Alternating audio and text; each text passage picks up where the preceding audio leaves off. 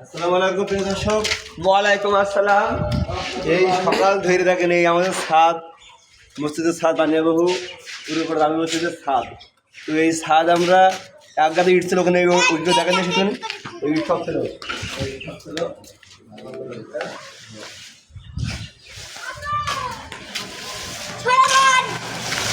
তো এই ইট আমরা সব সরাইছি, সব সেটি মিলে আমরা কয়জনে মিলে এই যে তামিম রয়েছে, ওই পাশে আছে আলভি আছে, ওই আরো মাল্লা ছিল জিয়াদ, আমার ছাত্র সবাই ছিল। তো আমরা এখানে পোশাক করেছি সেই মেলা কোন থেকে আবার এই ময়লা আর ময়লা, নাক মাক একবার ভরে গেছে, মানে ধুলোই নাক ভরে গেছে একবার। মনে করেন কি কষ্ট, যদি এই কষ্ট করছে একমাত্র আল্লাহ খুশি করার জন্য, যে আল্লাহ যাতে মানে এগুলো হইতো, আল্লাহ হয়তো ক্ষমা করে হাসরের ময়দানে, এই তাছাড়া আর কিছুই না এই কষ্ট।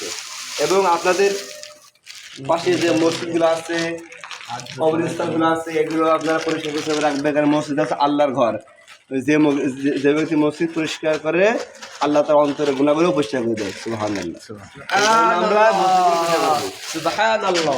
আর যাদের আরেকটা কথা, আরেকটা হাদিস, যাদের আছে ও বিবাহ হয় না, যাদেরকে বিবাহ হয় না, ওরা যদি প্রতি জুম্মার নামাজ আগে ভাগে এসে মসজিদে পরিষ্কার করে যদি ইয়ে করে, আগে ভাগে মসজিদে আসতে পারে, তাহলে ওদের জন্য আল্লাহ সুন্দর একটা স্ত্রী দান করবে।